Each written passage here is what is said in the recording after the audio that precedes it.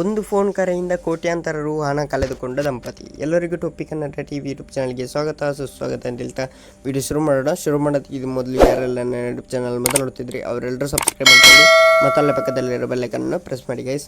ಒಂದು ಫೋನ್ ಕರೆಯಿಂದ ಬೆಂಗಳೂರಿನ ಟೆಕ್ಕಿ ದಂಪತಿ 2,66,75,791 ರು ಹಣ ಕಳೆದುಕೊಂಡಿರುವಂತಹ ಘಟನೆ ನಗರದಲ್ಲಿ ನಡೆದಿದೆ. ಬಳಿಕ ಪೂರ್ವ ವಿಭಾಗ CEN ಪೊಲೀಸ್ ಠಾಣೆಗೆ ದೂರು ನೀಡಿದ್ದು, ಕೇಸ್ ದಾಖಲಿಸಿದ ತನಿಖೆ ಮಾಡಿದಾಗ ಹಣದ ವರ್ಗಾವಣೆ ಜಾಲ ಪತ್ತೆಯಾಗಿದೆ.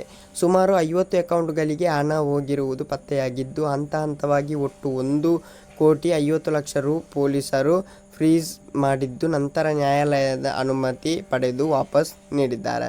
ಕೋಟ್ಯಾಂತರ ರು ಕಳೆದುಕೊಂಡ ದಂಪತಿಗೆ ಮೊದಲು ಕರೆ ಮಾಡಿ ಯೂಟ್ಯೂಬ್ನಲ್ಲಿ ವಿಡಿಯೋ ನೋಡಿ ಸಬ್ಸ್ಕ್ರೈಬ್ ಮಾಡಿದರೆ 50 ರು ನೀಡುವುದಾಗಿ ಹೇಳಿದ್ದರು. ವಿಡಿಯೋ ಸಬ್ಸ್ಕ್ರೈಬ್ ಮಾಡಿದ್ದ ಟೆಕ್ಕಿ ದಂಪತಿಗೆ ಹಣ ನೀಡಿದರು.